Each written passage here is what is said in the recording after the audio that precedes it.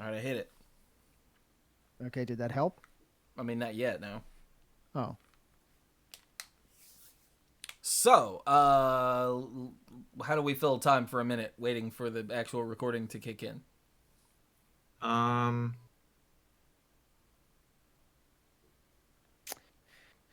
We could spoil in-game for everyone. No. That's No, a bad squeeze. I wouldn't do that. That is true. You would not, or else we would stop being friends. It would be terrible. I could spoil the next Marvel movie for you. Oh, yeah. I could totally spoil. What is the next Marvel movie? Yeah, That'd be a spoiler. Oh. Okay. Oh, wait, no, the next one is Homecoming, right? Isn't that, like, next month or 2 months? No. Or not Homecoming, the second one, damn it. Yeah, the second one, right. It's Far From Home. Far From There Home. we go. Yeah, there we go. Homecoming 2, The Reckoning. Lost in New York. Thought he was going to Venice. Yeah, from New York. That's how he's lost. Like, the thing is, all the other Avengers go to Venice, but You he gotta gets on the wrong airplane and ends up in New York, which is where he started, so it's really confusing. Yeah, you got to get really lost in New York to end up in Venice. You're like, oh, there's water everywhere. I guess the plumbing still doesn't work. Wait. There are people on gondolas in that water. I'm in the Bronx.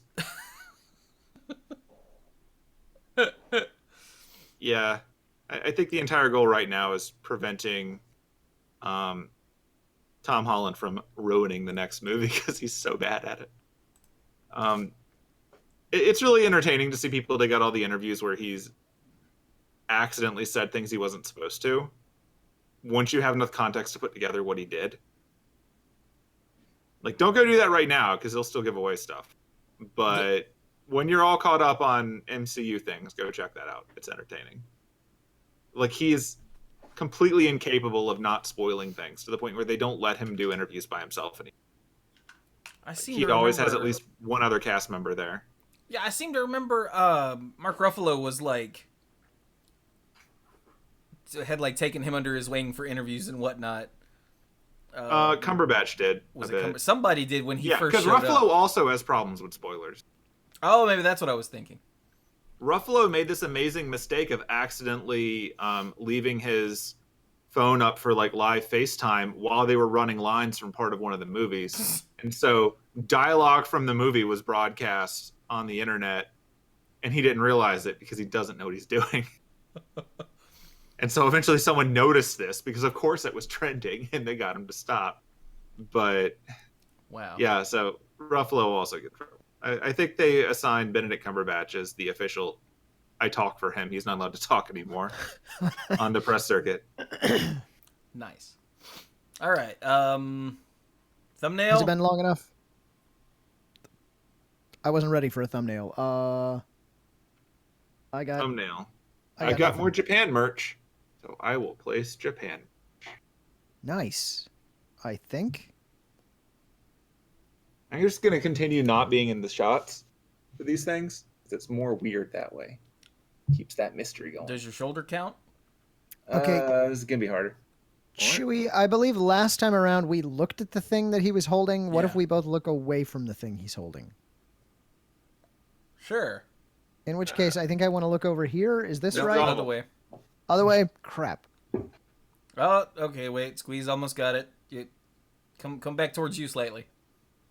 The problem is that there's such a delay. No, come back towards you slightly. That right there. There we go. That's good. Okay.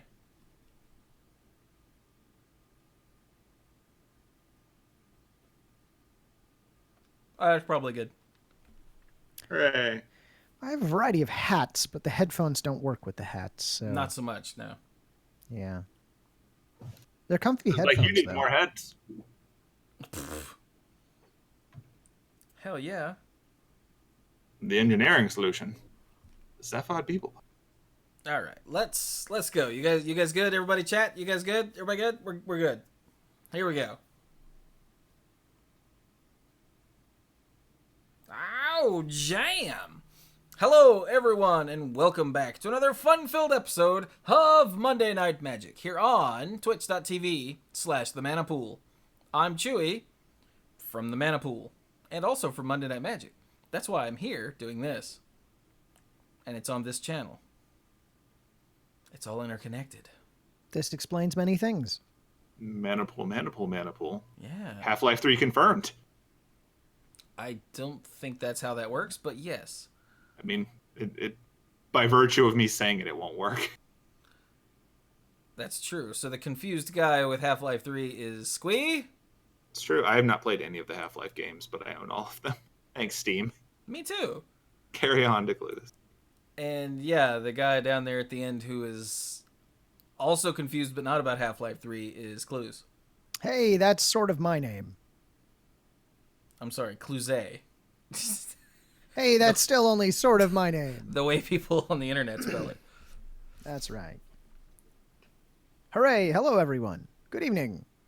Good morning. Good afternoon. Good whatever time you're hearing, seeing, ingesting this. So, Yeah. since Now you're... available in pill form. It always comes back to cannibalism with Clues, if you notice this. There's a theme. Okay, fine. One of these days we're going to be recording an episode and he's just going to out of nowhere reach off the screen and then just pull up like a drumstick and start eating it. And we're not going to ask. We don't want to know. No. Plausible deniability. So, That's what that's all about. this is Monday Night Magic number 651, which is so not a small number. Nope. Not up there. And we actually have a lot to talk about. It's pre-release weekend, but we'll get to that Which Normally a usually break. means nothing to talk about. Yeah, but usually nothing happens on pre-release weekend, but just look, if you could see the amount of tabs I have open here, good lord. we've secretly replaced nothing to talk about with a bunch of things. Let's see if they notice. Well, We did. Didn't see anything. All right, you want to play Overwatch? We got this. All right, good night, everybody. I still that was only have fun. one of the legendary skins from this Overwatch event, so I'd much rather be doing that. So, let's get to it. First up, even though it was pre-release weekend, as has been well publicized, the Mythic Championship 2. Are they just going to keep calling them numbers? That seems really odd. It seems like a mistake that's happening everywhere that's only going to get worse with time. Unless it's Well, it's 2019. 2019 MC2, but that's still dumb. Like, I wonder if next year it'll be like 2020 Mythic Championship 2. Probably. I don't like it, though. Like, I get that they're not attaching the set name to it, and they can't really go by seasons, considering people in the Southern Hemisphere also play Magic. Yeah, and going by But- location is apparently a thing they've given up on again. Yeah. So, yeah. But Maybe Eli they don't have Loveman good- knocked it down.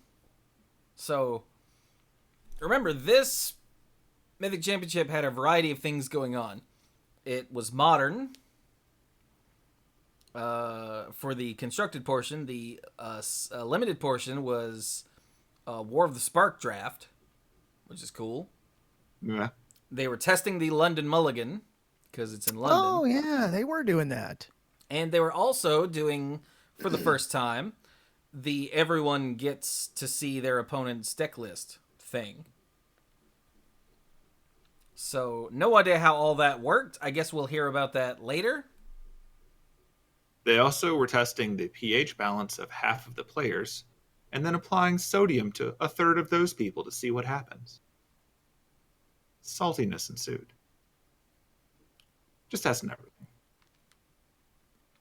I suddenly hate Squee. You should. That was not good. Suddenly. Moving on. Moving on.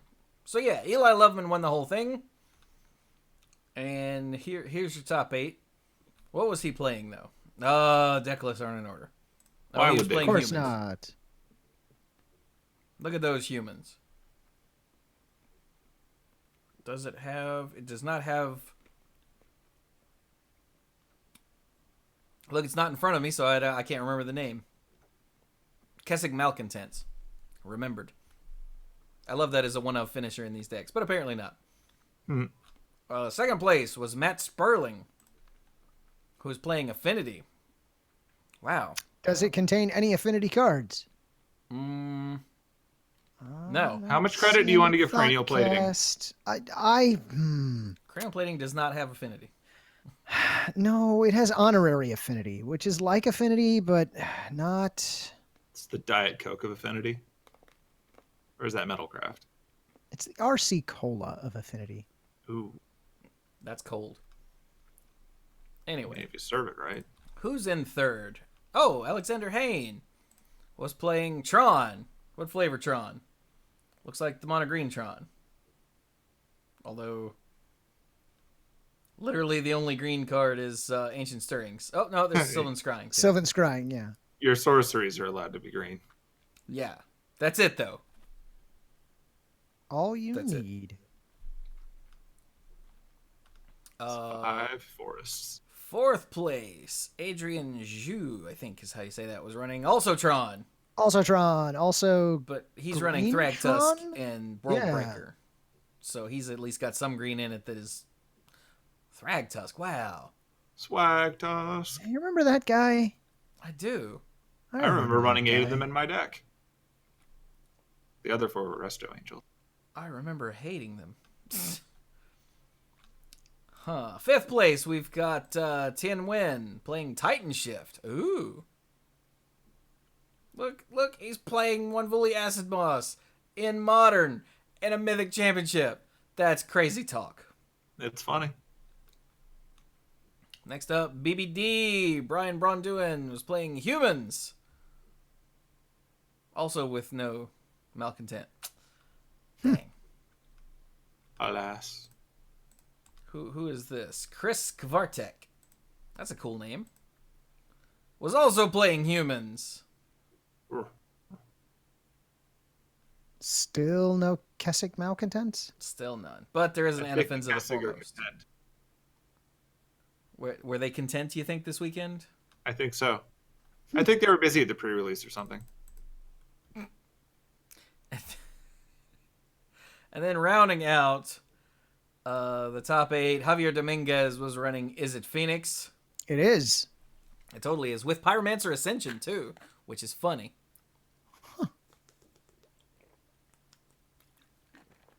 Excuse me. Now, remember, this was normal Modern, not War of the Spark included. War of the Spark was only in Limited. Okay? Okay. Because that's not out yet. Nope, not out yet. Totally not. Apple Cork in the chat just says, this top 8 needs more Phoenix. I was told it needed to be banned. People have been saying that, but let's go see how other... Oh, I know. Went. I know. The London Mulligan beats Phoenix. That's the solution. We'll go with that. It's not right, just to be clear, but... Yeah, I think it helps Phoenix, doesn't it? Let's go to the 24 to 27 points thing. We've got Dredge. There's some Phoenix. No, that was Dominguez. That's the same Phoenix. Just ignore that. There's some Phoenix. Pascal Grossman. Ad nauseum. Oh, there's more Phoenix. Humans. More humans. Red Eldrazi. What? Oh, with the hiccups. Excuse me, with the obligator.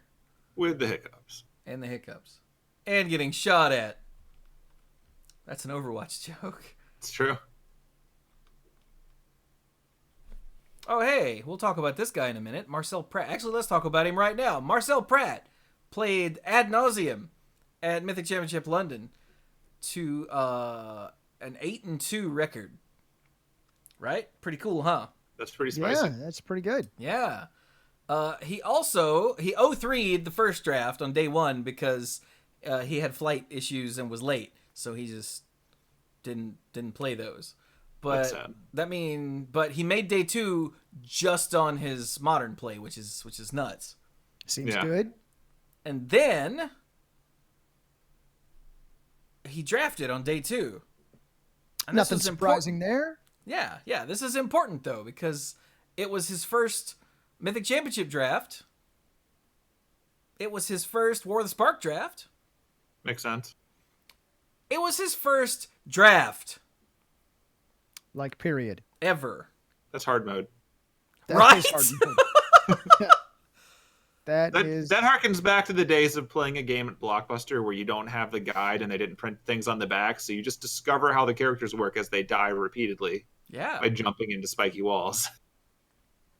So, he actually, while I was asking around, he poked me on Twitter, because all I saw was tweets about somebody at the Mythic Championship did their first draft ever on day 2, and I was like, huh? But there's never a name attached to it. So, I think it was My Name is 14 in the Discord server did some digging around, found his name, and then people on Twitter responded to me with his name, and then he responded to me. I asked him how he did in his first draft ever. He said 1 and 2. I was like, dude, that's sick. He's like, I could have done better. I was like, okay. I'm imagining sitting down to draft if you've only ever done sealed and being like, you mean I get to pick?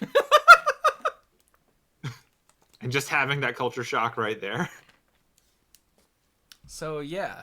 Kudos to Marcel Pratt for making day 2. And obviously he did really well here. He was 8 and 2 here, and then he was 1 and 2, so that's 9 and 4. And then 0-3, so he was 9 and 7.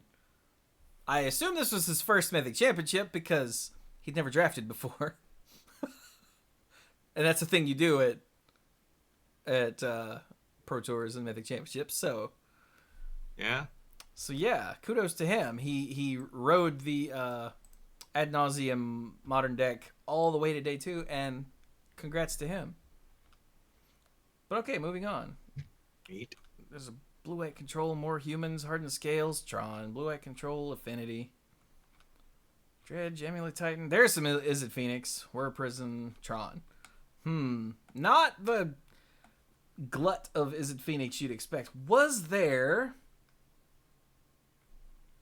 Saturday coverage? Was there a day 2 metagame breakdown? Ding! That's just what I was looking for. What was that? Gothic subbed with Twitch Prime for 19 months. Thanks, buddy. So Tron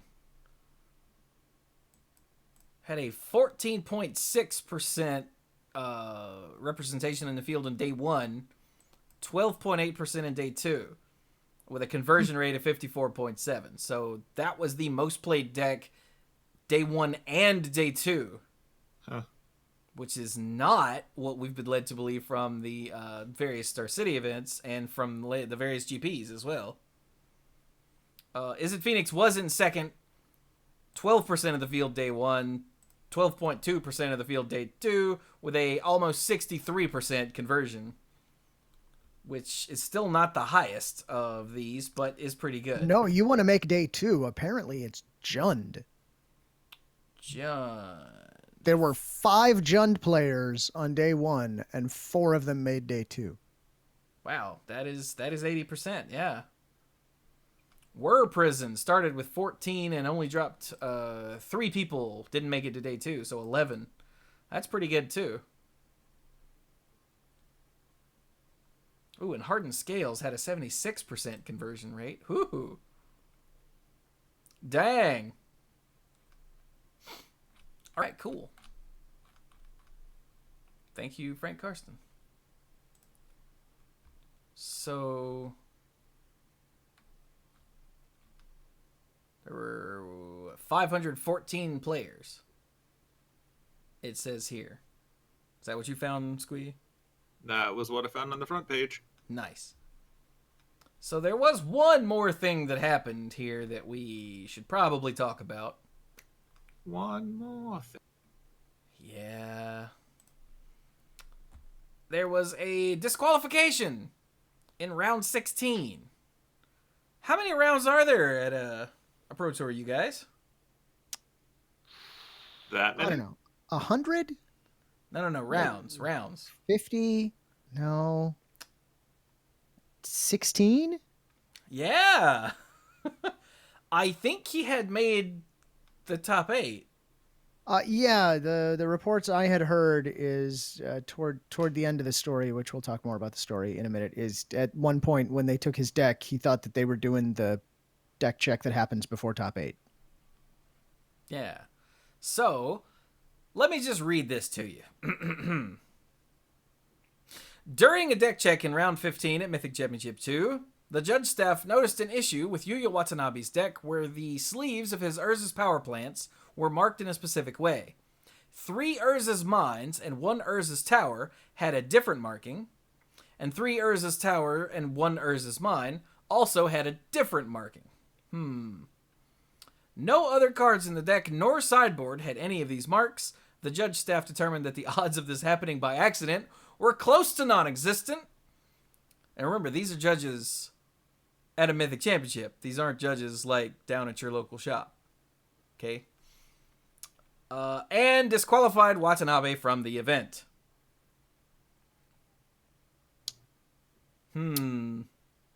Yeah, so I'm gonna unpack a couple of these sentences here, because the first time I read this, I'm like, I don't really know what they're trying to say here. Okay, so the deck Tron, it's got these lands, these Urza lands in it. So there's Urza's Mines and Urza's Towers are the ones we want to talk about here. Okay, as well as the power plants. Yeah. The thing about 3 Urza's Mines and 1 Urza's Tower had a different marking, and then 3 Urza's Towers and 1 Urza's Mine also had a different marking. Okay, imagine it this way. Imagine if all of the Urza's Mines, all 4 of them had 1 marking, and all of the Urza's Towers had a different marking, so marking 1, marking 2, and then just swap 1 from each of those. Yeah. And that's what you should be picturing in your head. Okay. Yeah. So the power plants were all marked one way, and then let's just say that the mines were marked a different way and the towers were marked a third way, and none of the other cards were. None. Not like some, not like few, not like a non-representative sample. No. None is how this reads. Yeah. Which is that's curious. That is sufficiently suspicious that it warranted an inquiry. And what we have are the results of that inquiry as made public by Wizards of the... Well, the start of that inquiry. Because it's also been... Yeah. Yeah. It says this infraction will be further investigated by the MPL according to Wizards of the Coast representatives. So, yeah. That's shady. That's extremely shady. Yeah. And So if I can for a minute just tangentially go off on a little judge thing here, can I do that? by all means. Wait, is it relevant to this? Yes, absolutely. Okay, go absolutely. for it. You're gonna be like, look, slow play. Be like, no clues, no. So let's talk about Battle of Wits and why and sufficient randomization. That's right. So you're going to hear in discussions about this some terms like bandied about, like marked cards pattern, marked cards no pattern. Look, all of those are references to like old infractions. That's not the way these are actually worded anymore. So the first thing you'll think of, so you're doing a deck check, and I have some experience with this with members of the Mana Pool. Let's say you're doing a deck check. I almost disqualified Mike from the Mana Pool once. Came real close. Oh my, it was a real close. Anyway, so you're doing a deck check and you notice that some of the sleeves look a little different than other sleeves. That's usually, this seems a little bit shady. So the first thing you do is you take the deck and you shuffle it up and you see if you can spot those sleeves or if they feel different when you're shuffling or if you could see them somehow. And then if you're like, oh yeah, I can totally like cut to this card every time, or I can totally tell if this card is like on top or, a couple of cards down. I can always tell this. Then you're like, I wonder what card this is. And then you look at that card and you go, this card is not actually relevant to their strategy in any way, shape, or form. This is probably accidental. Let's see if we can fix this. Or you'll go, holy crap, this card is so key to their strategy. It's like what their deck is built around. This is starting to look a little bit shady. Okay, those are the things you're doing when you do this. Currently in the IPG is the tournament error marked cards. Now, I'm not going to read you all of it, but what I want to read you is that normally marked cards like that is a warning, and you make them change their sleeves. However, If you go down to the bottom, upgrade. If the head judge believes that a deck's owner noticing the pattern of markings would be able to gain substantial advantage from this knowledge, the penalty is a game loss. Okay, all right. So if you're like, oh, if you noticed this, that would totally be a game loss. But that's not what this judge staff decided. They went to a whole different section. And that whole different section is basically, okay, it's cheating. Because this isn't like, if they noticed this, it would be an advantage. It's like, this is like, looks like, I don't want to put words in their mouths, okay? Because there's an investigation currently ongoing, so of course they're not going to comment about it.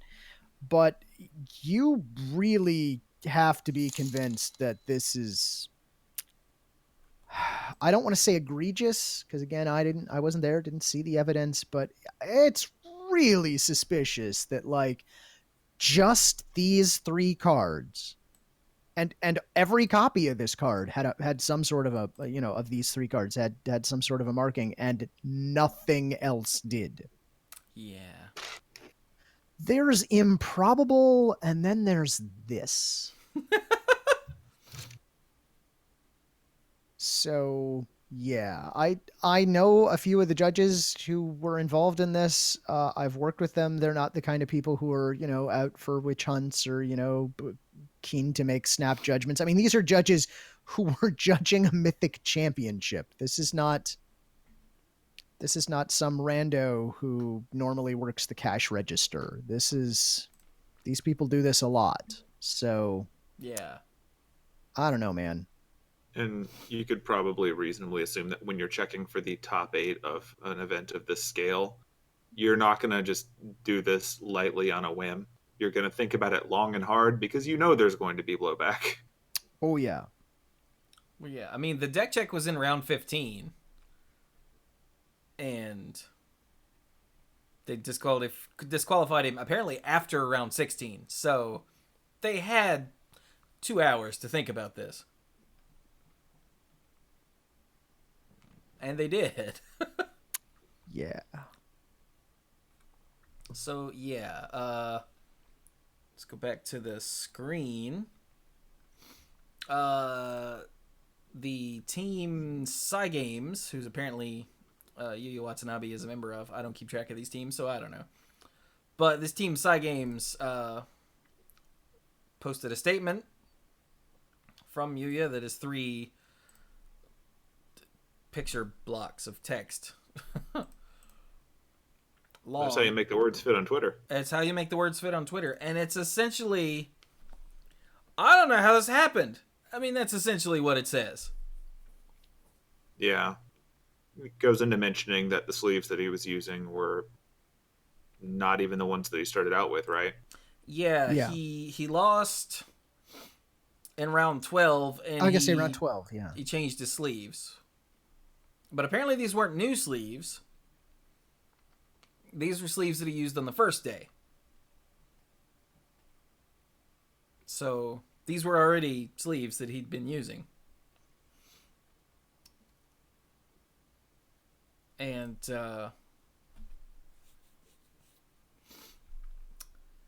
I don't know, man.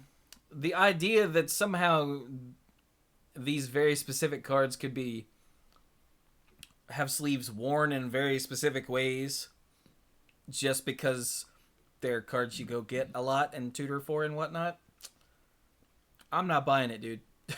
Well, the fact that it was specifically those cards and not the other Urza land, which presumably you also tutor for some of the time. Well, I mean, all of the Urza lands were marked.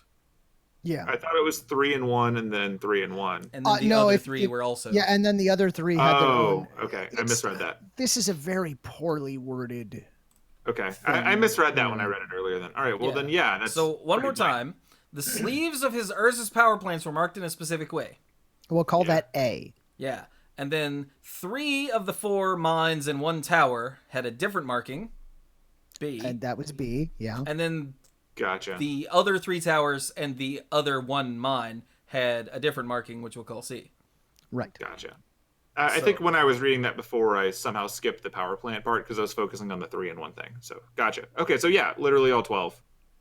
in such a manner that you could differentiate them most of the time. That's too questionable. There are too many other cards in your deck if this was incidental. Yeah. And like I said, the whole I grab these a lot and tutor for them a lot, and they don't produce specific wear and tear. See, I pick up the power plants differently from how I pick up the mines. Yeah, exactly. Now, the other thing to be aware of is there was this like lag between when they first were like, this seems weird, until the DQ. There is a non-zero chance that they were watching play during that time. Because that's another thing you do. If you're like, yeah, I'm not really sure, we're unconvinced, maybe we'll take a look. But yeah, I mean, this was a decision that I'm 100% certain was not taken into lightly by the judge staff, and they were convinced. And I completely support exactly what they did here. I mean, you've got to protect the integrity of your event. If you think that this person is doing something shady, they're gone. You sometimes make that call and you're wrong, but often you make that call and you're right. But the integrity of the event that you're in is what you need to concentrate on. And so they did what they did. But at this point, there will now be an investigation by the DCI and the MPL, and I'm sure we'll hear all about it down the road. Yeah, and there's a response here that says that I'm not going to show on screen. It says, if that is indeed the truth, meaning this account from Yuuya, if that is indeed the truth, I have every suspicion that someone actually marked the card to get Yuuya disqualified. Dude, stop. Yeah, I'm not buying that. Come on now. That's a bit cinematic. Crazy things happen when more money is at stake. And there was a response to that was crazy things like cheating by marking your cards. That seems more likely than an alternate scenario, especially when he's presumably the only one who's touching the deck. Like, your opponent's going to cut and shuffle your deck. Yeah, they do get to shuffle. They're not going to be able to dig out all 4 of your Urza lands and mark them in front of you without you noticing while they're shuffling. Or if they have that level of sleight of hand, then we can't stop them. They're a machine. Like, da-dun-dun-da-da. So, yeah. Just stop that. So that's sad. Yeah. So the story, and I'm sure lots of people have heard it, of my run-in with this. I was head judging an event that Mike from the Mana Pool was in, and I was too. I was also there. Well, yeah, but I didn't almost disqualify you. That's true. To my knowledge. That's true. That's true. I considered it. The way this normally happens is exactly what happened to Mike. So there was a mid-round deck check, and so it was a post-sideboard deck check. And one of the judges came up to me and is like, "Hey, Clues, I got this guy's deck, and I'm real concerned about this because he's got all these cards that the sleeves look pristine, and all of his other sleeves look horrible, and they all appear to be his sideboard cards that would be good in this game." And I'm like, let's take a look at this. And yes, all of his sideboard cards look great. Just the sleeves were awesome. No scratches or bends or anything. And then the regular sleeves from the main deck looked just awful, which means game 2 or game 3, after you had sideboarded in your answers, you could just see right where they were. And this happens a lot with players who don't play a lot in tournaments because they end up with, ratty sleeves that they've been playing for a while because they don't change their sleeves out, and they have pristine sleeves in the sideboard. And when that sort of thing that happens, you're like, yeah, this is an honest mistake. This person's just being an idiot. And then I almost disqualified Mike, and I'm like, I'll sit him down and talk to him. Let's fix this. Go get some new sleeves. My favorite part was later in the day when we're eating lunch, and Lou sits down and he's like, and I always had to disqualify this guy.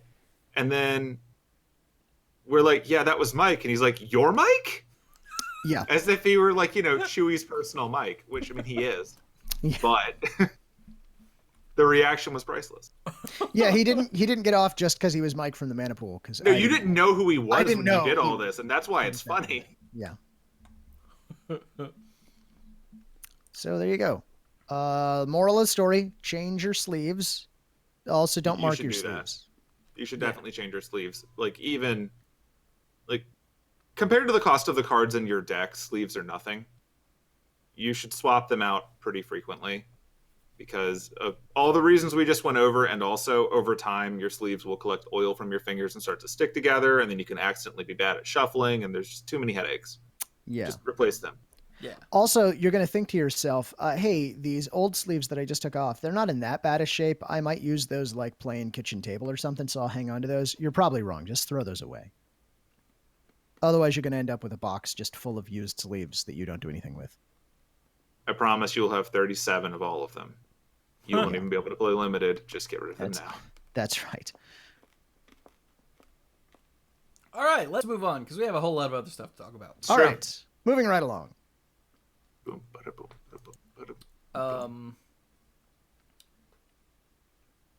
To be clear, though, we're not saying that Yuuya Watanabe is a filthy cheater or anything like that. Nope. We're just saying that based on the evidence that we see using our own judgment, investigations are warranted, is what I will say. Very much so. Yeah. So, moving on, while we're on Mythic Championship stuff, we have information on Mythic Championship 4. Oh? Yeah. The Journey Home? Was that 4? Sure. Yeah. I don't remember what 3 is. Is 3 an arena? Do what? Never mind. We were making the joke. Go ahead. Okay. Is 3 an arena Mythic Championship? Well, I don't know. Let's try and change the naming convention of this link and see what happens. Page not found, so I'm going to have to go probably arena on that one. Okay. Yeah. Because this is in July, which would be the time when the next Mythic Championship tabletop would be. So we have here information about 4 and 6, which made a lot of people, including Clues in the pre-show, go, what happened to 5? Exactly. And I went, and I think I cut you off mid-sentence. I'm like, 5 is arena. And there was a pause. Because I have seen and answered this question like 6 times already. So I was waiting for it. And I think 3 is also arena. Wait, when is 6? 6 is in November. Well, that seems far away.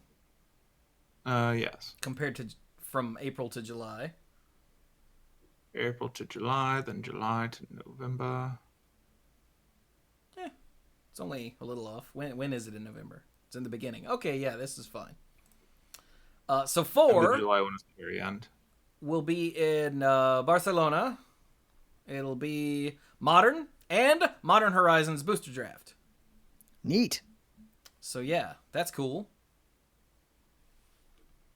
And go... basically everything else is really just for players. So that's the important part. Oh, there is another important part. I'm sorry. I've just been informed by an astute listener or viewer. Someone's watching us live and let me know that we have made a terrible, egregious error earlier. We did? Yeah, when we referred to it as Mythic Championship for the Journey Home, it's the Voyage Home. You're right. Dr. Mrs. Dr. Clues is very disappointed in all of us. And that's fair, though. Frankly, I am too. Okay, carry on. I wasn't aware that it was a botched Star Wars or Star Trek reference. I thought it was a... Man, there we just botched it on a second level. Well, I just saw the words Return of the Jedi in the chat. I thought it was... That's definitely wrong. Something else. Like, the Journey Home, isn't that like a...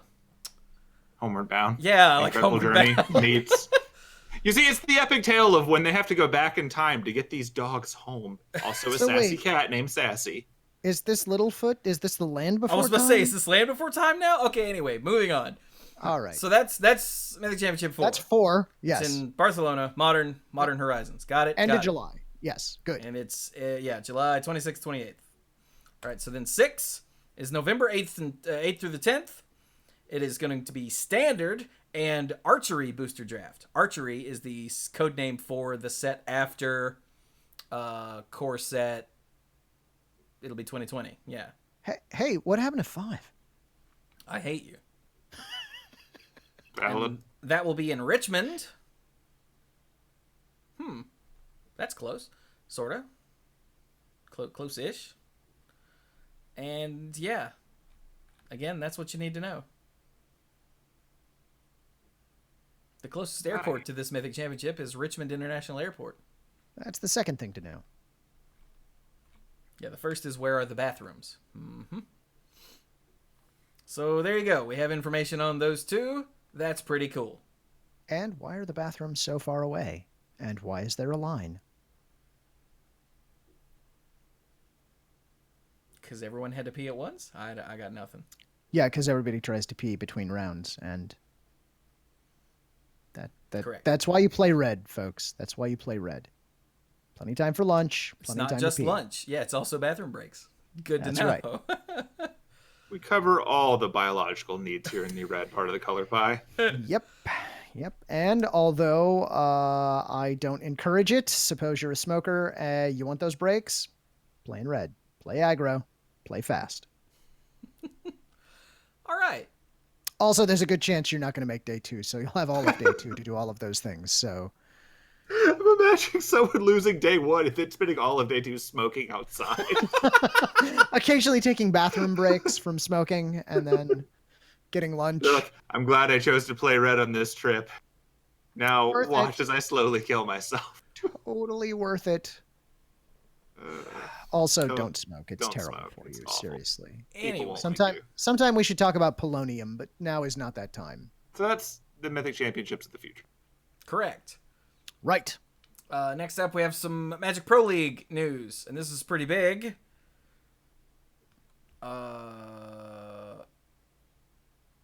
Hang on, my brain just farted. Autumn Burchett is now a member of the Magic Pro League.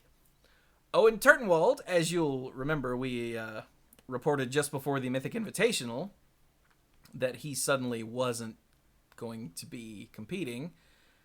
There's been no word from Wizards about this at all, but they did tell us that Autumn Burchett will be in the MPL.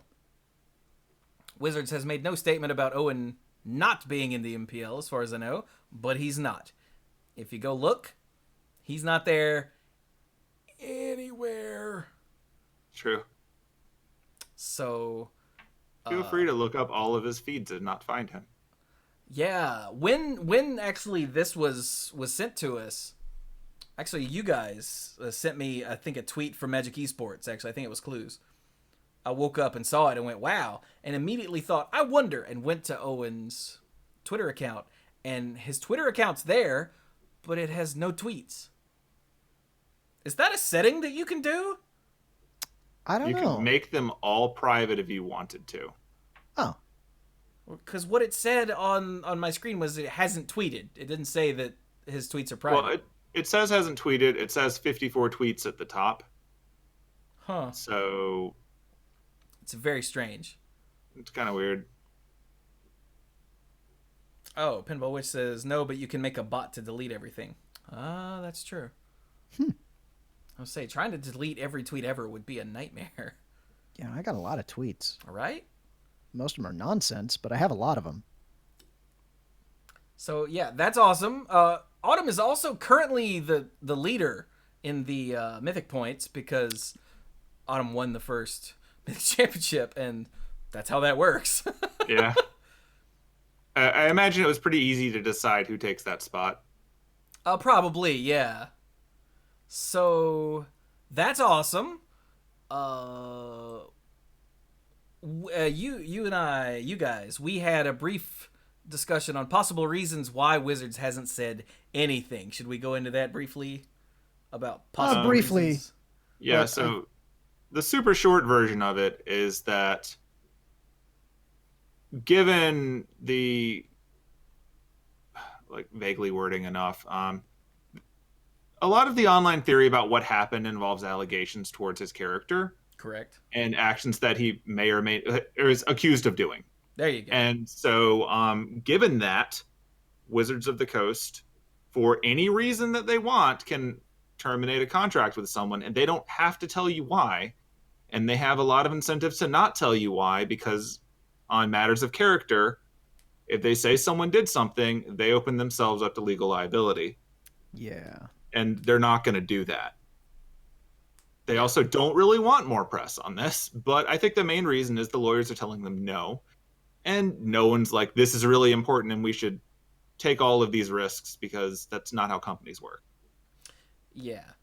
Like, I understand that we want Wizards to take a stand against this sort of thing. I'm not thinking of the proper words. Yeah, it's perfectly understandable that people want WotC to make a strong statement about the sorts of things that Owen has been accused of online. However, to say that that's why they did it directly has WotC saying that he is guilty of those things. And whether it's true or not, and we're not weighing in on that either, that really does open them up to legal liability for slander and or libel. And the suits are going to go, no, just don't even say anything. Just get rid of him and move on. Like, there's a current example of this going on right now in the anime voiceover community. Oh, yeah. Yeah. Where dude was accused of some pretty much the same thing. And some company was like, well, we've removed him because of this. Now he's suing them for defamation of character. Yeah. And nobody wants that. So, like, I hate it too. I wish they'd be like, we got rid of him because he sucks. He's a dick. He sucks. We don't want any of that crap. But they can't do that. One of the challenges of realistically adulthood and reality is that you kind of want that cool, and then I quit my job and everything exploded behind me and it was awesome. But in reality, there is so much wrong with that happening that for the most part, you quietly walk away and you close that chapter of your life. And when it comes to companies doing things, they're not going to do the big flashy told you so moment, because 100% right, it's a risk that they don't need to take. So they're not gonna. Yeah. So that's our theory for why Wizards has just not said anything. They've just quietly... They didn't say this. This is just us piecing together things. Yeah, from the gallery. That's our theory for why they have just quietly deleted Owen from everything and not mentioned his name at all, except to say, hey, he's not competing in this. Mm-hmm. But hey, losing one... Wait, I don't care. I have nothing for him to take. So, losing one douchebag and getting Autumn is awesome. Hey! So that's better for all of us. Looting. Draw a card, discard a card. Exactly. Wasn't it really discard a card, draw a card? So it was rummaging? Yeah, rummaging. I guess it's rummaging. there we go. Yeah. Wizard cycling. Discard a wizard and then go get a wizard and put them in your hand. That's good. Okay, yeah, we shall henceforth, because I'm sure it'll come up again, refer to this as wizard cycling. Yeah. Anyway, so speaking of the Magic Pro League, hey, look! Yeah. Look at that. The Magic Pro League is not just a bunch of people who are in a group and get paid. What? They actually have to do some actual competing in this Pro League. Did they know? Did they sign something saying that? I hope so. Some sort of contract? So this will begin May 11th. So very soon. That's coming and up. It'll be on twitch.tv/magic. It'll be divisional play across 3 splits. I hate the name split. Yeah. You should. Because not good. It's just dumb. But split has other meanings in the context of competitive Magic. Yeah, the splits are seasons, essentially. Yeah. Phases? Yeah. They essentially correspond to sets, the same way that we used to do with Pro Tours and things like that. Or not, yeah. Wait, what are they called in the Overwatch League? Stages. There we go. So all 3 of those would work better than split, but I guess they wanted to have their own name. I think it's just because they wanted to call the first one the Spark Split. Probably. Yeah. But so there will be 4 divisions: Pearl, Emerald, Ruby, and Sapphire, until Nintendo and Pokemon go. We on rocks now. We copyrighted stones and minerals. So the 4 divisions will compete, and the top performer in each division will get a guaranteed slot to day 2 of Mythic Championship 3. Oh, okay, there it is right there. Mythic Championship 3 is the first arena Mythic Championship. Right, there it is. Yeah. Oh boy, it's good that this is buried in this article and not someplace else with an overview. Like the schedule. Yeah, it's possible that they've said that somewhere, but it hasn't been like a, hey, here's what we're doing. It might have been on Instagram. Yeah. It wasn't on the schedule when I looked, and that's why I'm annoyed. Yeah. My joke is it's usually on Instagram, and the sad part is it's probably true. Probably. So, yeah, they've divided up the 32 players into these 8 divisions. And, yeah, like I said, it says top performers. We don't know how many in each division. Yep. But at least the top one will just get a guaranteed slot to day 2, which is pretty neat. Talk about buys. Damn. Yeah. You get a day 1 buy. Seems decent. I wonder if that means they don't play in day 1, or if that means that their record in day 1 still stands and they still have to go play. Or will the Arena Mythic Championships be sort of like the Invitational and have... Well, no, because they're calling it a Mythic Championship, so it wouldn't have different groups like the Invitation. I don't know. I assume that they are handed a rose and then they are protected from elimination in the next round. Unless they're voted off the tournament. Well, but if they found the protection totem or whatever, then they're good for the tournament, right? There you go. I don't watch Survivor. We shall call them an emblem. Ah! Then it will stick with them. Okay, anyway, it says each week in the Spark Split, God, that's dumb, players will play best of 3 standard. Okay. We'll then air matches and highlights Saturdays during the split. Saturdays during the split from noon to 4. Oh, the split being the time period. During that time period of the year. So, oh God, this is stupid. Okay.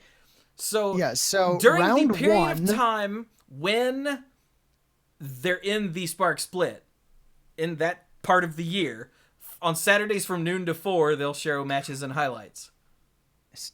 So from May 11th to June 8th. So during season 1 of... God, no, all of these terms are just... Year 1. During season 1 of year 1, feeding Mythic Championship 3. Oh, Jesus. Player 1 will be ready. There'll be 4 divisions. Yes. In which people will play best of 3 standard against other people in the division in an elimination round robin ? No one's really sure. They'll have matches. It's not going to be elimination because I think there's just a schedule and whoever has the best record at the end. Okay. Because round robin implies that everyone plays everyone. And Right. we don't know if just the people in Pearl will be playing against everyone else in Pearl or if they'll just be playing everybody. They haven't said. But Thankfully, only 32 people need to know how this works. exactly. The rest of us are just going to be watching or not. We're going to show up and we're okay. going to watch and we're going to challenge each other to Red Rover. It'll be fine. Watch twitch.tv/magic. During the week, they'll be playing. On the weekends during season 1, these groups will be the matches that might get highlighted or just rerun on Saturdays. And then after August, because beginning in August, then we'll do a different split with different divisions. Yeah, so this runs May 11th to June 8th, and then from August 3rd to September 7th will be the core split, because it's the split during the core set. The word split here is really stupid. So the core season, to make it core stage. I don't know why they had to call it split. And that will feed 5. And then split 3, which is the archery split, runs from October 5th to November 2nd, and will feed 7. So okay, here's that what those parts make sense. We need some sort of an infographic or a animated GIF. Because do you remember when they were doing blocks and rotation and everything got wonky for a while? Those animated GIFs did help a lot, yeah. Those animated GIFs, it was like, I read the article and I have no idea what's going on. And then I saw those animated GIFs and I'm like, oh, now I get it. And then we changed everything and they don't matter anymore. But still, whoever made those, make some more. Huh. I don't know how an animated GIF is going to help in this one, but I don't make animated GIFs. I don't know, GIFs, but I like animated GIFs. I think it will involve an axe cutting things in half, and that's why they will be called splits. Could you add some kittens? I also No, I just said we're using an axe. The kittens could have the axe. Okay, the kittens could you be the one swinging. Phew. Okay, saved it. Got there. I was afraid it was going to be Garrick, but yeah, no one knows what's up with that guy. All right. But anyway, that's some high-level play on Arena to be watching soon. Yeah. All right. Moving on. Hey, War of the Spark is about to drop, or did drop in some places, or whatever. So, hey, the update bulletin happened with the comprehensive rules changes and the Oracle changes. I looked over these earlier, and there's nothing of consequence to most everybody. So, if you really want to know, go look. But usually there's like 1 or 2 things that are worth mentioning in the comp rules changes and the Oracle changes. This time, there's really not. Right. Yeah. Moving on. Hey, the MTR release notes are here. Yeah. Yeah. There have been some changes. They're pretty much inconsequential. Like, pretty much completely. Yep. Yeah. Are you playing a team event? If so, there are a couple of things you might want to check on. That's pretty much it. That's pretty much it. Yeah, that's pretty much it. But you know what? Because there was an MTR change, there's also a change to the policy documents. Yeah, judge policy. Judge policy. Are you, dear listener or viewer, or a person finding this, I don't know, etched into some sort of tablet and you've decoded it somehow, are you a judge? No. No. If so, you might want to look at this. There's really nothing here either. There's a kitty. There is a kitty. There is totally a kitty. There's a kitty. I don't know. Is this actually Toby Elliott's cat? I don't know. It doesn't say.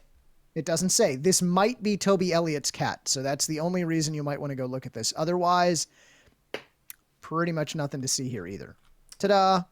Yeah. My favorite note, we fixed a typo in the jar and cleaned up a sentence. Yeah. That sentence was filthy. That's the judging it regular document, by the way. So there you go. There's really nothing. I mean, we've had some big changes in the past to all 3 of these kinds of announcements, but there's like nothing this time around. It's fine. Everything's fine. Yeah, that means that Monday Night Magic goes that much faster at this part. So moving on. Yep. Ta-da! Moving on. Hey, there's a Commander ban list update. This one's kind of neat. Yeah, first up, no changes in card bannings or anything, or unbannings or whatever. Yep. But they added Rule 0. Rule 0, you say? Which That's has one less. Which has been part of actual, like, I guess the philosophy of Commander. Yeah. Forever, but now it's a rule. It's been codified. Added Rule 0. These are the official rules of Commander. Local groups are welcome to modify them as they see fit. If you'd like an exception to these rules, especially in an unfamiliar environment, please get the approval of the other players before the game begins. Did you like my rules reading voice? That was good. I appreciate that.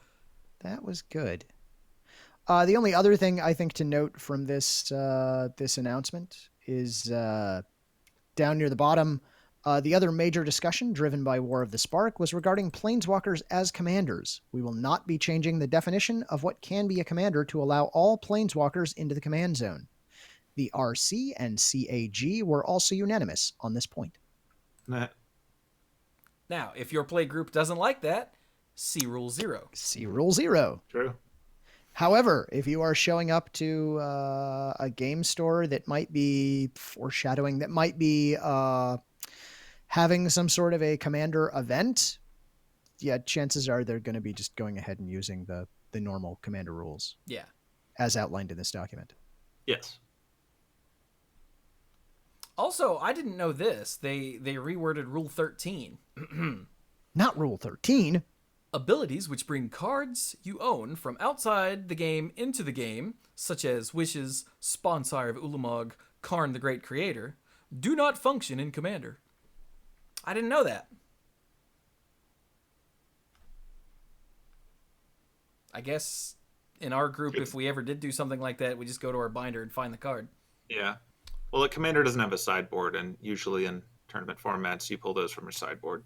Yeah. So they're just like, you don't have one, and no, we don't want you to go dig through your entire collection for the silver bullet while we're all sitting here waiting. Yeah. But like, all right, when we were discussing this on a recent episode of the Mana Pool, actually, Mike pointed out, or this might have been in an odds and ends, I can't remember, but Mike pointed out once years ago, like in college, I think it was in college, where like he played a Wish. This was back before Commander was a thing at all, because I've been playing a long time. He played a Wish to go get some kind of enchantment removal or something, because someone had an enchantment that was doing something broken. Imagine that. And he was like, do I really have to run all the way back up to my room? Because he lives, like, we were in the middle of the dorm in like the big central meeting area, and his room was like way over there and up on the 3rd floor. He's like, do I really need to get it? You guys know I own it. And we were like, yeah. He's like, okay, so I get it. It costs this much. I tap that much. I cast it on that. And we were like, cool. Yeah. See, nowadays when you do that, you look up the card on your phone and you put your phone in the graveyard just in case it matters. And if you have any old cards, make sure you leave it in the right place in the graveyard, because graveyard order matters. Yeah, I play and your Nether phone Shadow. better be sleeved too. I play Nether Shadow, so please do not shuffle my graveyard, damn it. Anyway, moving on. So Clues hinted at something. Let's do the Wizards Play Network thing. Okay, sure. So, hey, here's a thing on the Wizards Play Network with 5 firsts coming with M20. M20 is the core set 2020. It's not called Magic 2020, so I don't know why this says M20. I guess just to confuse new players? I guess it's to confuse new players. Well, okay, look, if WotC has proven nothing else, they want to be consistent in using the most confusing terminology possible. So because this is inconsistent, it's actually really consistent. I understand. It really is. Yeah, it's a meta thing. It's a meta That's thing. right.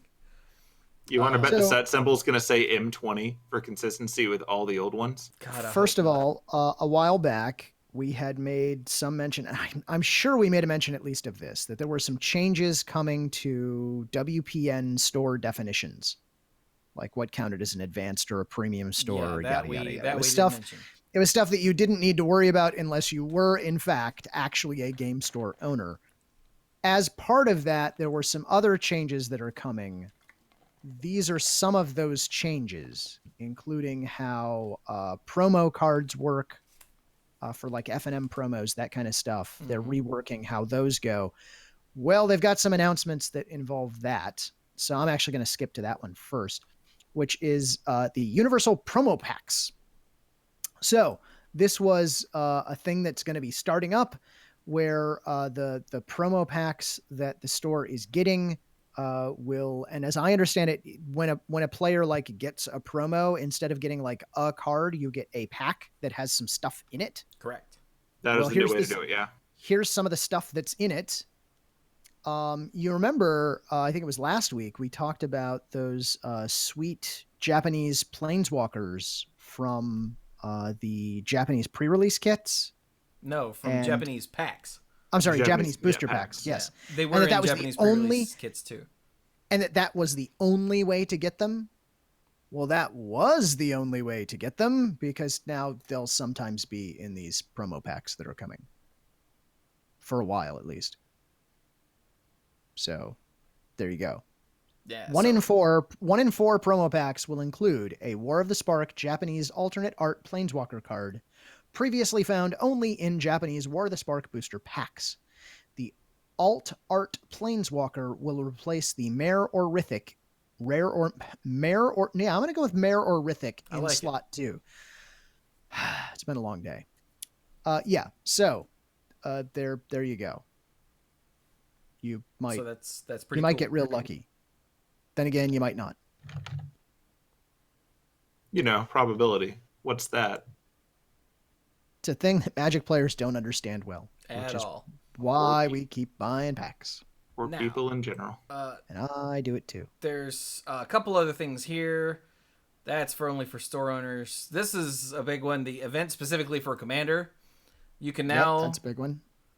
Scheduling is now open for the first ever Commander specific in-store event. So. Previously, all Commander events were just quote unquote sanctioned as casual. Yeah. It had nothing affiliated with it. It was just, hey, some people showed up and played Magic. Yeah. So it says this season's Magic Weekend coincides with the release of Commander 2019, making it the perfect way to support sales. Remember, this is a Wizards Play Network, so this is written for the store owners. Right. Commander Weekend will feature Commander variants recommended by Magic's design studio with achievement cards. Yay, Chivos. For prize support, this is cool. We recommend reserving about 20% of your promo packs for Commander Weekend, one for each participant, and one for any player that completes the achievement card. So I think achievement cards are going to be ways to make people not just play to win, because it's Commander. Yeah. So they're going to be like goals, like had this many of this thing, or made a We've had player them draw 8 before. cards, or just something, that's not just, did you kill everybody? Did you kill everybody? Because that's not what Commander's supposed to be. When they did these before at pre-releases, they were usually tied to which of the boxes you picked back when we did that, because you'd have like guild goals or whatever. These will probably be more generic unless they're really tying them together with the Commander boxes. Yeah. But By either the way, way, probably be fun. do you notice how every time we have one of these announcements where it's like, thus and such is coming, and we're like, when is that? Because this article doesn't say when that is. They don't just do it to us, they do it to stores too. Because they make this mention right here. Okay, so this season's Magic Weekend, which we're not telling you the date of, coincides with the release of Commander 2019, which we're also not telling you the date of. But just in case you were curious, I went and looked it up. It's August the 23rd. There you go. So tell your store that you want Commander events that weekend, and they'll go, what? And you'll say, check the thing from the WPN, and they'll go, what? And you'll go, you don't really do anything but run the cash register. And they'll go, what? And then you'll realize you're at a Burger King. And then you'll realize you're at a Burger King. Yeah. So maybe get the Impossible Whopper. Let me know how it is. There's one more thing here that is important. Kind of sweet. And it's the very first thing. Yes. We buried the lead is what that's called. They're doing a global test of Friday pre-release. Previously, Da-da-da. That's why there's so many midnight pre-releases, is because that is the soonest they can do it. Yep. And now they're going to say pre-releases can start as early as 3 p.m. It says the official start time is 3 p.m. I can't see that being popular. You'd think they'd start it at like 6. I was going to say, I'm of two minds about this. And my number one, I think this is fantastic because midnight events are dumb. But on the other hand, 3 p.m. in the afternoon events are also dumb. Very dumb. A lot of people have actual jobs. Could you local game stores please actually schedule that when some of us might have had a chance to get off of work and Would come? be legitimately surprised and more than 10% of people don't just have this replace Friday Night Magic at the normal time they know they can get people. Yeah, Yeah, that's totally. probably what's going to happen. that They just have to put a start time somewhere, and it might as like well be 7 o'clock start time of your FNM is probably now going to be your first pre-release instead. I guess that was my hope, but neat. I didn't realize that this says note the official start time is 3 p.m. But I think this is that's the start time for like when you can. Yeah, it's when you could have an event. So Yeah. you can't have a noon or a 2 p.m. or a 1 p.m. No. The earliest you can start it is 3. But please, stores, remember, some of us have jobs. We don't want those jobs. We'd rather just be playing Magic. But if we quit our jobs, we wouldn't have any money to play Magic. Therefore, then we wouldn't come to your store. That's right. And you would go out of business. Which you might anyway, but that's just statistics and, businesses in the United States and game stores specifically. No, it is a supernatural power of all millennials. And since everyone is a millennial by the time I finish this sentence, it is all of us. I have a cousin who's 4. Millennial. Yeah. Yeah. Mm. All right. I'm older than dirt. I'm apparently now a millennial. Yeah, you're a last millennial, but you're still a millennial. Yeah. Yeah. Millennial is one of those words that works sort of like Scarlet Witch's powers in the Marvel movies. It's just whatever the person that's talking needs them to do. So whatever it needs to be. If they're trying to harp on millennials will be as young or as old as that person wants them to be. And it's just like Scarlet Witch. It's whoever's writing the movie. 3 generations in my lifetime. Am I allowed to be a millennial if I don't like avocado toast? Yeah, I don't like avocado toast. Okay, What's great. wrong with you two? Well, I don't actually like avocados, is what it is. That's the same reason. You don't like pineapple or avocado? Correct. Well, Clues is half wrong. Correct. But, Two very popular things that people like. I don't care for them, and that's fine. I'm not going to try and convince you they're bad. I just don't like them myself. Fair enough. But you do try to convince everyone that blue is bad. Oh well, that is clearly bad. Okay, gotcha. Just making sure where the lines are here. Anyway, moving on. Let's see. Let's do something actually Magic related. How about this? This person who writes for Hipsters of the Coast was apparently at London or watching a Q&A. I don't know. It's what matters is the content of the tweet. Interesting thoughts for Mara's Q&A at MTG London because Rosewater went to Mythic Championship London. Modern Horizons was originally dubbed as Time Spiral / Planar Chaos 2 in concept due to set complexity. It won't be an entry-level set, and it has a lot of mechanics, but is a love letter to the Time Spiral block.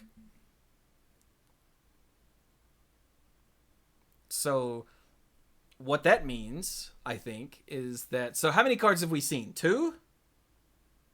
We saw the Cabal Therapist, and we saw Sarah. I think that's right. Both of which are things that totally could have been in a Time Spiral set, right? Yeah. Right. Because they're callbacks to old Magic, which if you weren't playing back then, that's what all of Time Spiral was. Time Spiral almost killed Magic.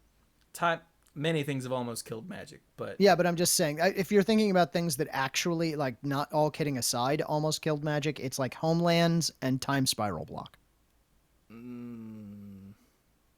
I don't think either of those. Because while the hardcore fans loved it, participation dropped precipitously because it was just too complex for new players.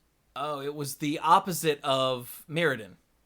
Yeah. Where Mirrodin, people were dropping out of tournaments, tournament participation was going down, but sales were through the roof. Yeah. Yeah. So, yeah. So at least that's, as I recall from a talk given by Richard Garfield that I attended on the Magic Cruise 6, let's say. The two things that almost did kill Magic. Was it Magic Cruise 6 or was it Boat Split 3? I think it was Boat Split. Stop. 4A. We've been going for freaking forever. Yeah, all right. Okay, so again, what that means is there's going to be a lot of callbacks. This is what I think it means. There's going to be a lot of callbacks to old Magic. The 2 cards we've seen were already callbacks to old Magic. Right. And it's going to be super complicated with a bazillion keywords. Like, hey, wizard cycling. There's this many cards that have wizard cycling. I'm holding up one finger for those of you listening in audio form. That means And that was in Future Sight, right? Yeah, Future Sight was one where they dumped a bunch of brand new mechanics. Yeah, some of which have Most never of been which we seen never again. went back to. So yeah, I'm excited just because of that, because I love callbacks to old Magic, and I love really complex. I dug Time Spiral, but I've been playing forever, so Time Spiral was totally for me. Just me. You know what this means, right? No. You know what this means. This right here, confirmation, having seen just 2 cards and this one tweet, confirmation right here, snow-covered dual lands, because those they can reprint. No, they can't reprint them because they never printed them. No, the point is they're not reserved list cards, and they can print all they want. So there, Okay, ta-da, got it. confirmed. Half-Life 3. You know, at this point, that's actually more possible than Half-Life 3 is, but I don't think they're going to put dual lands like that in Modern. So yeah, I hope you're all aware not. that I'm being facetious here. Yeah. But I just wanted to be clear about that. The closest actual analog to this would be if you played during Dominaria, and you know that most of the stuff there was throwbacks to old things. It's just, this is going to be that, but mechanically too, not just flavorfully. True. It's all right. Moving on. Hey, look, there's a book coming. Hey. What? It's called Rise of the Gatewatch, A Visual History. And I was like, oh, is it a comic book? No. No. It says there it's 256 pages with 300 illustrations in it. And it is, let's see here. Okay, the history of the Gatewatch, blah, blah, blah, blah. The Gatewatch characters' histories from their origins through their final confrontation with Nicol Bolas are presented here via the very best card, packaging, and convention-exclusive artwork, all of it reproduced together here for the first time, some seen for the first time outside of the card frame. So it's an art book with lots of pretty pictures about the Gatewatch. Okay? Yeah. Seems good? Specifically the original Gatewatch. Well, no. I mean, No, it's the whole list. It's got Jace, Johnny, Gideon, Kaya. Oh, it does have Chandra. Kaya. I didn't see her in the list the first time. I'm like, we just added Kaya, but she's not in here. But there she is, right there. To finish it off, Nissa, Liliana, Teferi. I think She's in everyone there. that has an oath. Is that everyone that has an oath? Yeah, that's the whole Gatewatch list. Because there's a lot of people that are allies to them but didn't actually take the oath. Yeah. Yeah, she's in there alphabetically between Gideon Jura and Chandra Nalar. Well, it's alphabetically if the alphabet is done sideways. Yeah. Yeah. Or by last name or only name, if that's what you've got. But nope, that doesn't even work. Yeah, that for doesn't this. work Anyway, either, go no. on. Yeah. So yeah, this is going to be pretty, but I think if you're looking for a story, this is not it. Yeah. Well, it may kind of in sketchy detail tell the stories, but it's mainly going to be pretty. But And yeah, this is an art book. I might have to buy this. It's only like $20. Is it? Because they'll give it's us an $20. MSRP here. Yeah. Yeah. And it's got a foreword by Jenna Helland, who is a game designer for WotC and an author, you know. So that's cool. When is this coming? July 23rd. You see, when other people make things, they give you dates and prices. Oh, and yes, Pinball Wage, I did say only $20. Yeah, a lot of times these sorts of things are like 40 or 50. So Oh, God, yeah. I'm actually hardcover kind of art books are surprised pretty that it's cheap. only 20. Yeah, Given, These are luxury items. usually the art books are way more expensive, but I think this is going to be a different thing. Yeah.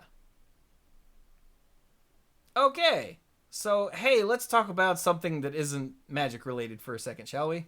Yeah, sure. Batman. Oh. So James Olin, who was the lead designer for Dragon Age Origins. Bill, didn't you play those? I played all the Dragon Age games. How were they? I like them. I am cautiously hopeful that the last game will come out. Eventually? Well, like they tease it every year, so probably. Probably. Yes, I enjoyed the Dragon Age games and the Mass Effect games, and most of the stuff that was popped out by BioWare for the last decade or so. Yeah. So this guy, James Olin, I think I'm saying that right. Probably not. Welcome to the show. Has worked on such things as Baldur's Gate, Neverwinter Nights, Jade Empire, Dragon Age Origins. Just all kinds of stuff. Yeah. Knights of the Old Republic. That too. Yeah. And yeah, Wizards of the Coast is opening a new game studio in Austin, Texas, headed by James Olin. And Hiccups. Not the Hiccups. It says, what exactly the new outfit will be getting up to hasn't been revealed at this point, but a rep said that it will be a multimedia studio with freedom to develop different expressions. Like this. Or maybe this. I'm making faces at the camera for those of you listening in audio form. I assumed so. I can't see you either. I was making faces with you, Chewy. Thank you. Let's see here. It says, interestingly and also a little bit disappointingly, as a big Baldur's Gate fan, the person that wrote this, it apparently will not be a Dungeons & Dragons project. Wizards of the Coast said the studio, quote, will focus on the creation of original IP outside of Magic the Gathering and Dungeons & Dragons brand. So this is not a place to make a Magic video game. This is a place to make some other stuff. I think that is very wise. So there you go. Like, if we've learned anything from how they've been interacting D&D and Magic lately, they're perfectly happy to take Magic elements and drop them into D&D campaigns and take things that you kind of understand how they work in D&D and then adapt them for Magic. So rather than having another thing that pulls on those, have something that makes its own brand new IP, brand new stuff, and then what works there will somehow find its way into other products if that's what they want to do with it, and vice versa. But brand new IP is going to be nice for spreading out and hitting people that maybe aren't looking to get into a franchise that's 20 plus years old. Yeah. So that's cool. That's a new thing Wizards is doing. So there you go. There's nothing else to say, really. Yeah, we don't know much else. But there you go. Let's see. What else? Well, I guess it's time to talk about Hasbro's earning reports. Money, money, money. So what's important is that Hasbro's making money again. Yay. Hooray.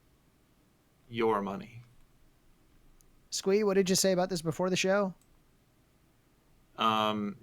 That this is pretty cyclical for them because the first quarter of the year they always look a little iffy, and then the second quarter they make their money back because sets come out. Yep, welcome to the second quarter. Yeah. Second quarter, where your big flagship spring thing comes out and all those extra products come out and people are no longer broke after Christmas. Now, the CEO, I want to say, of Hasbro was actually on Mad Money recently and mentioned a lot about Magic Arena and how that is driving people into Magic. Apparently, something stupid like 70 million games have been played already. That does not surprise me. Yeah, I think it was 70 million. It might have been 700 million. I just remember the 7 and the word million. Well, I played 7 of them over the weekend, and I didn't play that much. So, yeah, I could believe it's some stupid number like that. Yeah. So, but I think this isn't just a second quarter like always. This is a second quarter after the Toys R Us thing happened, which has been kicking Hasbro in the balls since it happened. And this is the start financially speaking. This is the start of the turnaround, where apparently, according to the Mad Money interview, the Mad Money guy, I don't know his name, I don't watch these shows. That's fair. Was like, you've been, he said to the CEO guy, he's like, you've been saying that you're going to turn it around and it's going to be huge, but you've been saying that for a while. But hey, look, it finally happened. So There you go. Remember, we kept telling you, Hasbro has been losing money for a while. Well, not losing money, but not gaining money. They haven't been getting better for a while, but Magic has. This is Hasbro is. Yeah. So, like, Magic has been the steady income that's been offsetting a lot of other areas not doing well for quite a while. And so when things start to round out a little bit and Magic is still doing better, then the company as a whole looks a lot nicer. And Arena is just like new money. So, yeah. It's doing pretty well for a beta. Yeah. Complete with, global tournaments and whatnot. It's $1 million tournament. Beta. Do it. Sick. Yeah. But all right, if you'd like to know more, then go read it yourself. The link is in the show notes. All right, and finally, there's one more thing, and it's the Grand Prix that happened in London. Because remember, there was the Mythic Championship, but it all takes place at a Magic Fest, and Magic Fest have Grand Prix as well. Yes. Luckily, this one is limited.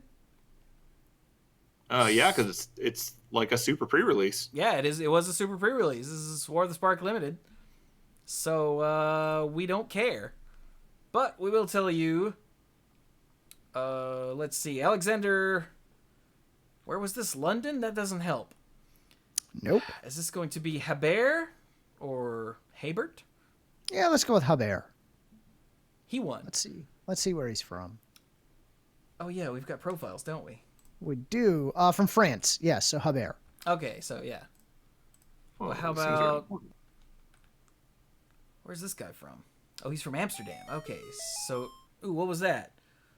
Somebody just bought the Humble More Board Games bundle on Humble Bundle using the Manipool link. Sick! Thank you, Nice. mystery person. Gaming. By the way, everyone, did you know that I have a partner link for Humble Bundle?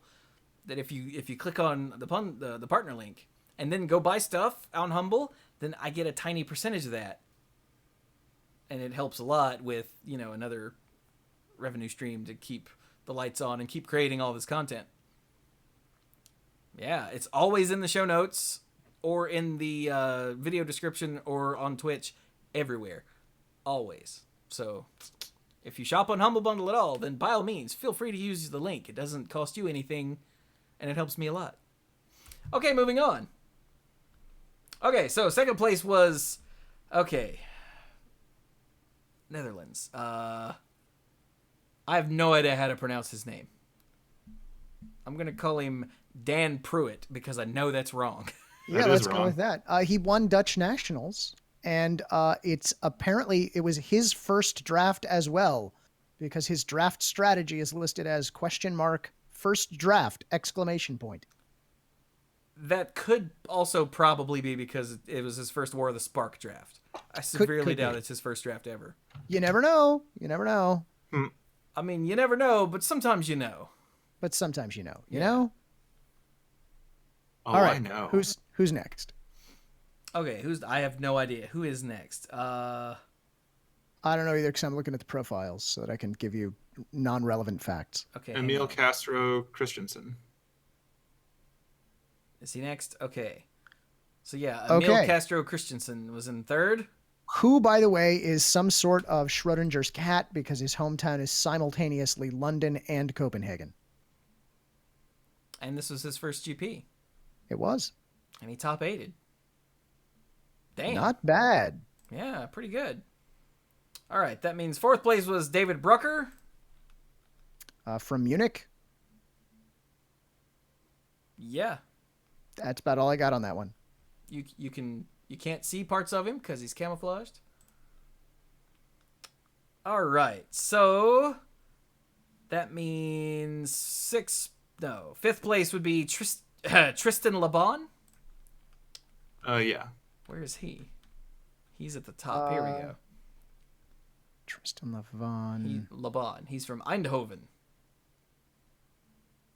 I don't know where that is. It just says Eindhoven, but that's where he's from. All right.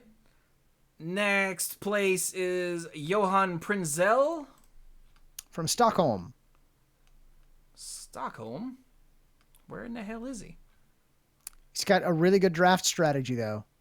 Pick some hopefully good cards. Oh, Maybe he's also wearing camouflage. I think that this is fine advice. When drafting, I suggest picking hopefully good cards. That is how that works. In next place is Jason Chan. That's a Maz. From Hong Kong. That is a Maz. Look, he's even out of focus, like a Maz is always out of focus. That's just him. It's like when we tried to take photos at that SCG event and phones refused to accept. Well, that's because I was trying to get a picture of Jack, and Jack doesn't show up on film. Correct. Yeah. He's some kind of freaky ghost Lurgoyf. That was really weird that day. I tried multiple times to get a picture of Jack with my phone, and it never worked when his face was in the picture. But when I would tilt my phone down and try to get a picture of him from, like, chest down, it would work, but the picture would be blurry. It was the weirdest thing. It is because he is, in fact, Sasquatch. I think he might be, yeah. But yeah, this is Amaz, the streamer, who just... That's a second GP top 8. So anyone who still thought that he was just a, flash in the pan, we'll get a Hearthstone streamer here to promote our game. Look, he's made the top 8 of 2 different paper GPs. Like skills carry over. Well, he plays a lot of Magic. Yeah. And then our final top 8 person is Anthony Zupnik, who's from Leeds. With another great draft strategy. No idea, pick bombs. Agreed.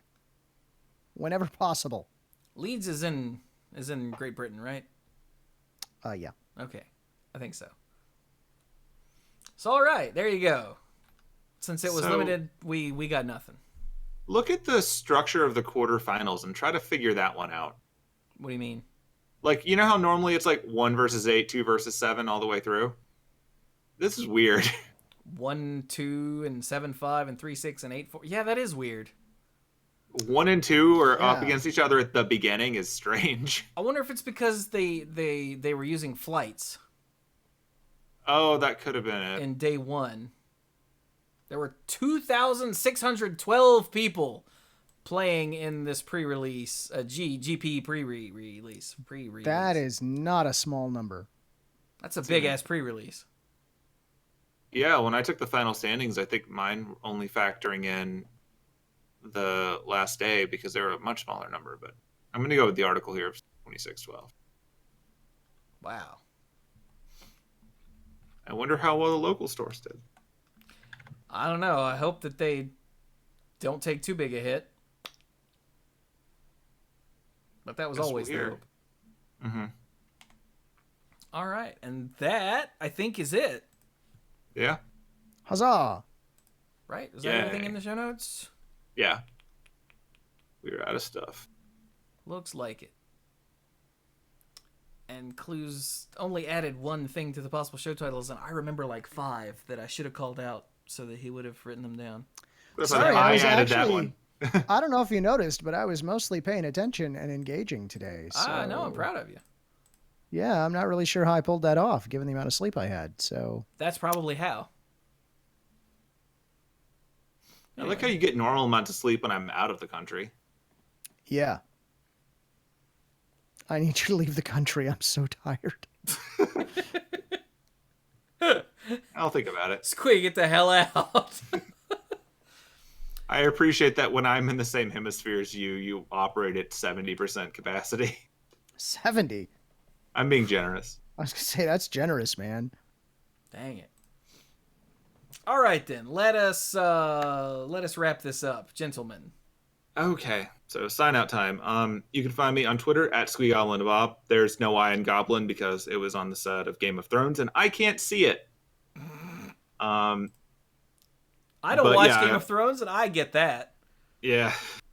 Actually, I put a note in here.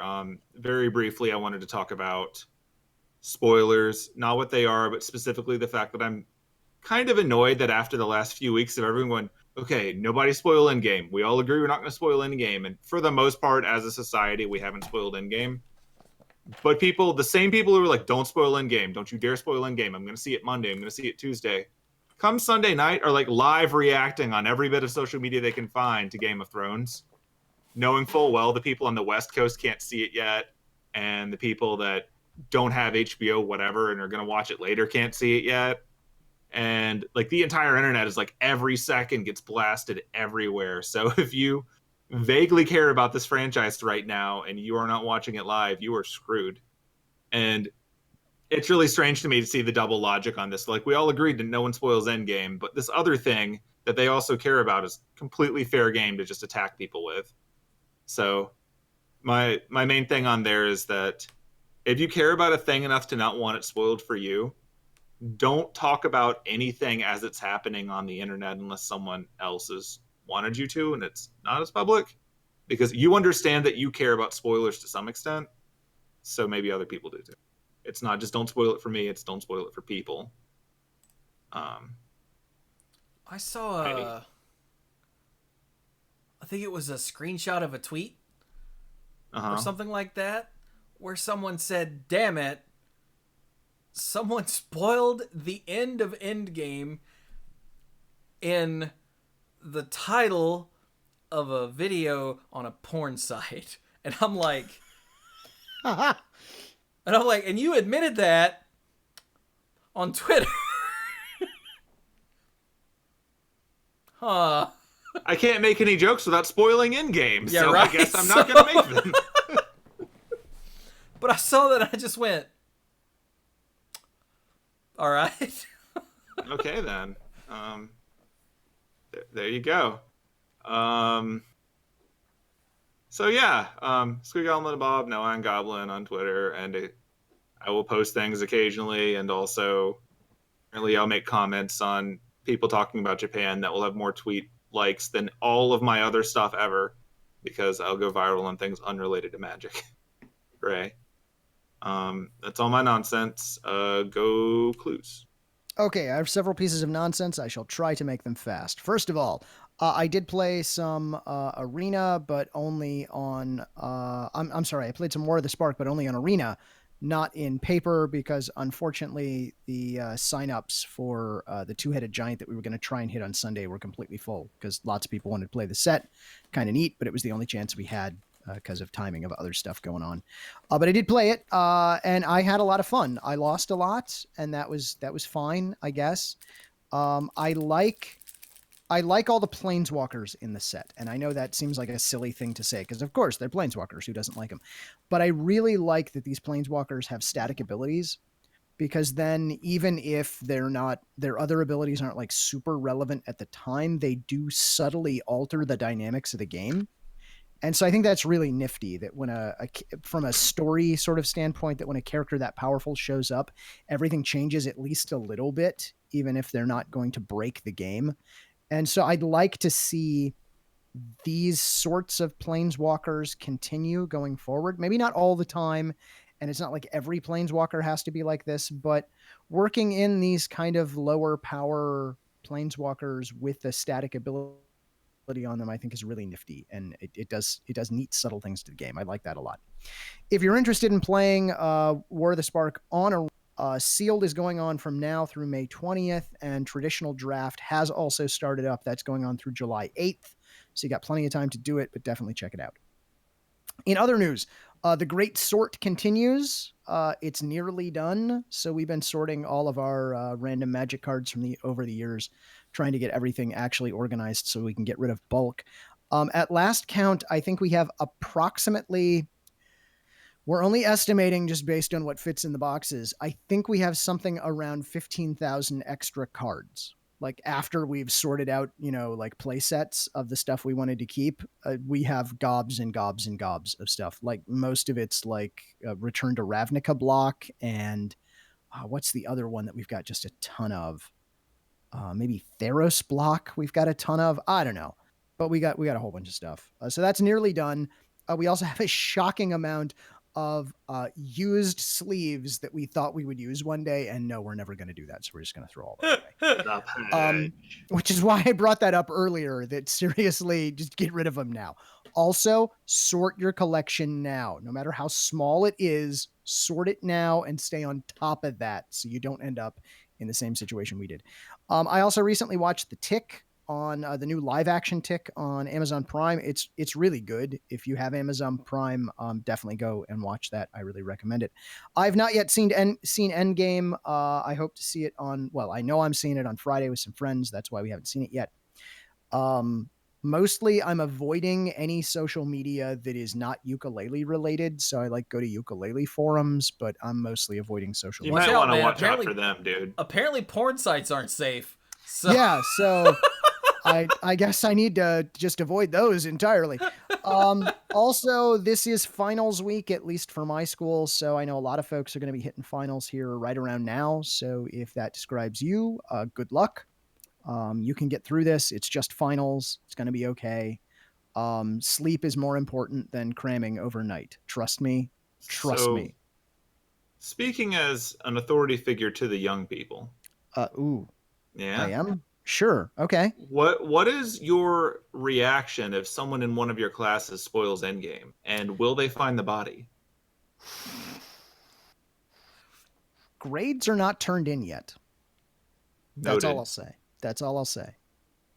I'm just saying, thematically, you could have something. I'm not threatening anybody. I'm just saying that grades have not yet been turned in. Nice. So there you go. And that's all I have. If you want to hear more from me, I'm on the Twitters. I'm at Lockluzet, spelled just like it is in the show notes. Over to you, Chewy. I'm Chewy. Yay. So, that's Chewy's name. It is. Quick endgame spoiler. It turns out both of their moms were named Martha. Oh. Oh, man. Why you gotta tell him that? And it was Earth all along. And where did you hear that name? That's my mom's name. Anyway. Hi, I'm Chewy. Hi, Chewy. Hi. I'm glad that whatever this throat thing I had at the beginning, I was able to keep in check with judicious drinking and mints. But, right. So, if you want to check out other stuff I do, you can see it right here on twitch.tv/themanapool, where I stream stuff. 2 podcasts a week, unless we're doing a pre-release episode, for instance. And also video games. It's been a lot of Hearthstone this month. I was trying to push to Legend. I made it all the way to rank 3.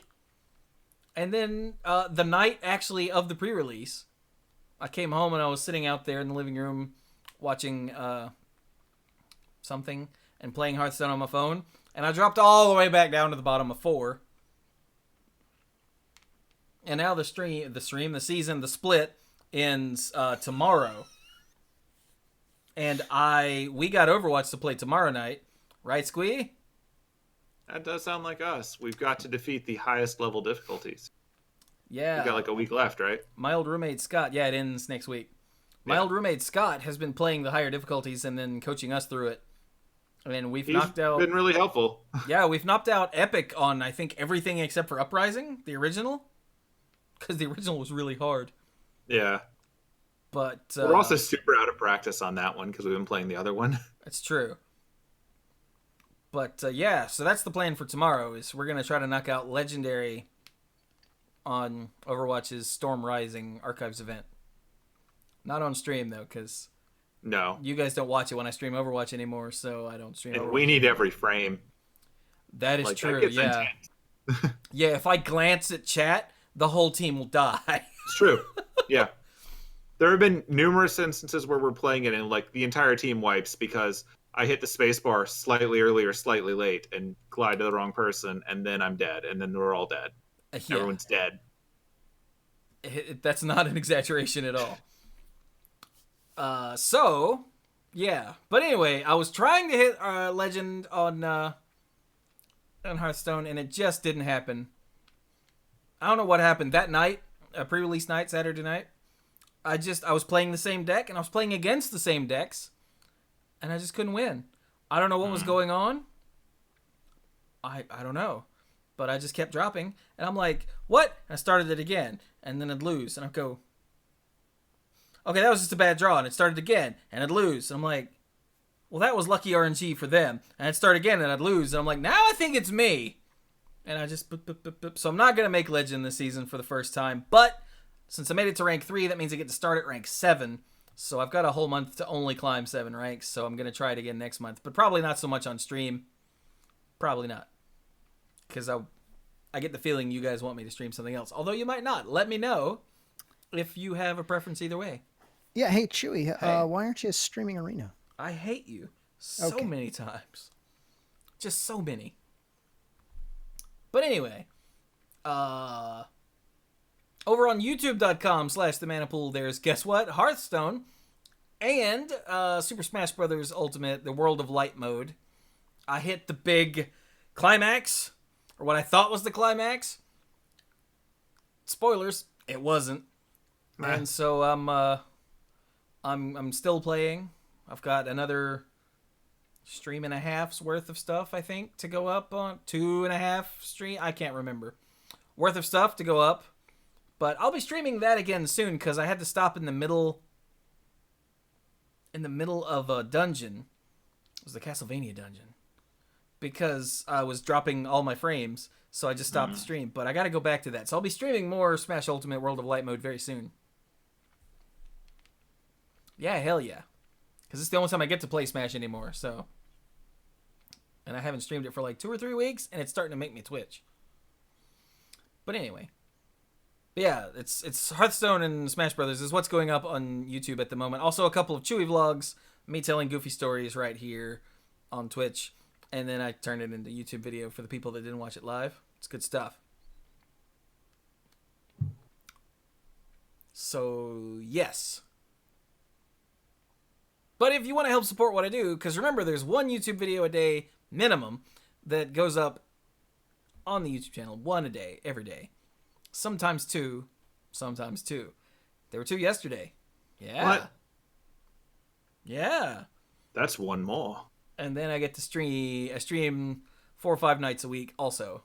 And I do the 2 podcasts. All of this content. This is totally my job. So, if you want to help me be able to keep doing that, there are a variety of ways to do it. You've heard some of them right here on this show. People subscribing on Twitch or using the partner link or affiliate link or whatever the hell it's called on Humble Bundle. That helps a lot. You could also watch YouTube videos. You could also spread the word. Just get more people in here. That helps a lot.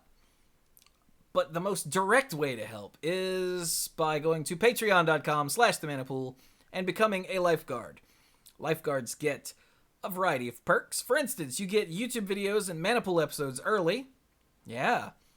You can get the early stuff and the odds and ends, which is a behind-the-scenes nonsense that is recorded before and after both Monday Night Magic and the Manapool. Totally worth it. I'm slowly getting caught up on those again.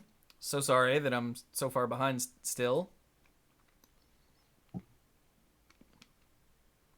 It just means that whatever you hear we've forgotten about, and when you ask us, we'll be like, yeah, I might have said that. Yeah, I probably said that. There's one where Clues swears a lot. 1? There's at least one. I can just this is evergreen. No matter when he posts this, there's one coming up where Clues swears a lot. It's true. But yeah, I got one posted yesterday actually, because I didn't want to put the pre-release episode together. Because pre-release episodes are great to record.